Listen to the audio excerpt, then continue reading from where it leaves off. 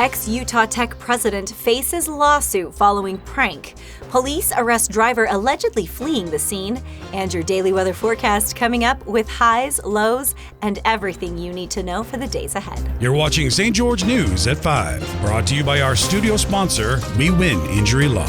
Good afternoon, I'm Monica McLaughlin. In federal court, former Utah Tech University president Richard Biff Williams, along with several current university staff members, are facing a lawsuit filed by 3 university employees. The lawsuit alleges that Williams left a vulgar vegetable arrangement, 2 eggplants and a zucchini, on the porch of a vice president recovering from surgery, attributing the prank to the plaintiffs, Rebecca Broadbent, Jared Rasband, and Hazel Sainsbury. All 3 employees were involved in Title IX compliance at Utah Tech and claim this incident exemplifies a hostile work environment, which they've faced since 2021.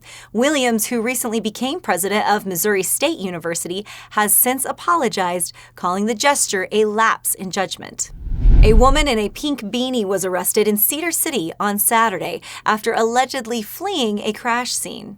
Police say 36-year-old Dusty Leanne Smith left the scene of an accident near 900 South Main Street, showing a stolen passport to the other driver, then walked away. Officers tracked her down at a nearby store, finding drug paraphernalia and items associated with drug use in her belongings.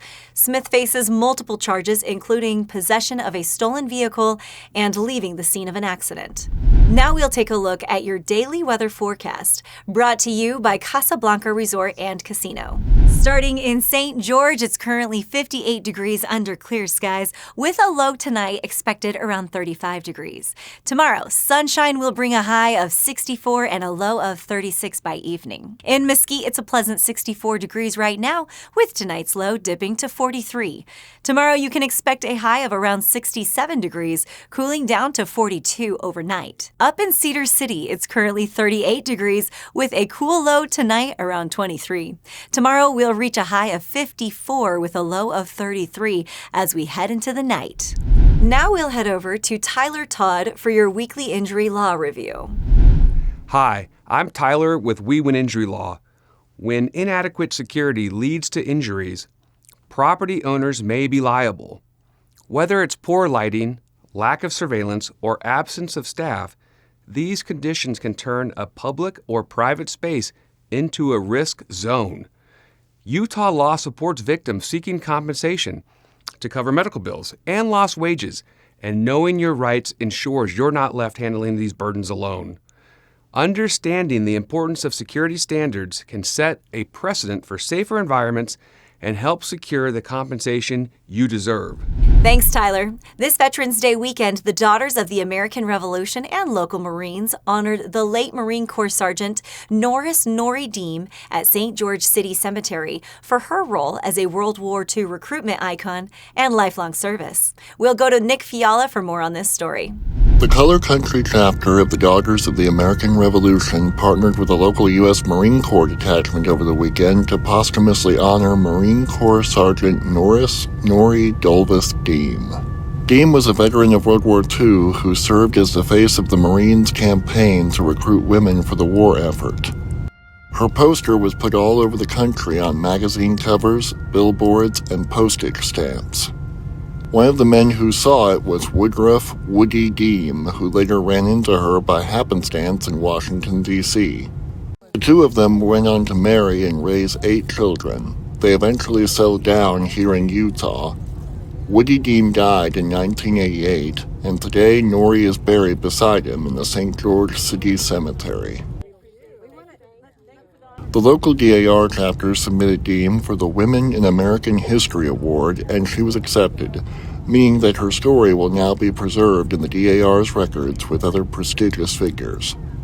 Very few people were aware of Deem's legacy, including the local Marines.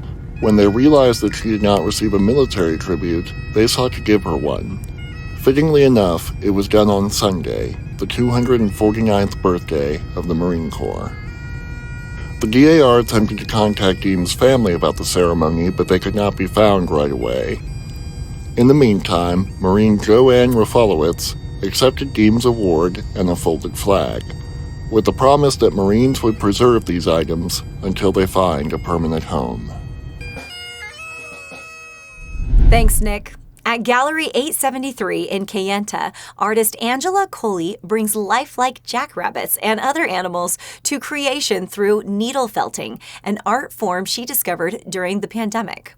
Here's Jessie Bang for more on Coley's journey and her intricate creations. Angela Coley is the needle felt artist behind the jackrabbit family currently displayed at Gallery 873 in Kayenta. When I get to the top layers, like here by the paws, you think of this more as your paint. And this is a beautifully blended, naturally blended wool in its right off the sheep.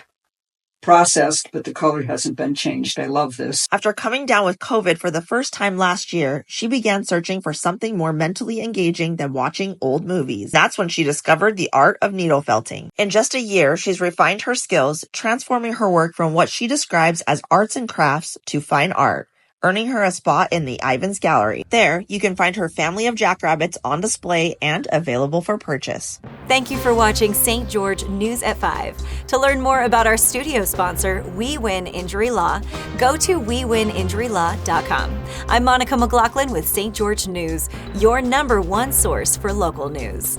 This has been St. George News at 5, brought to you by We Win Injury Law.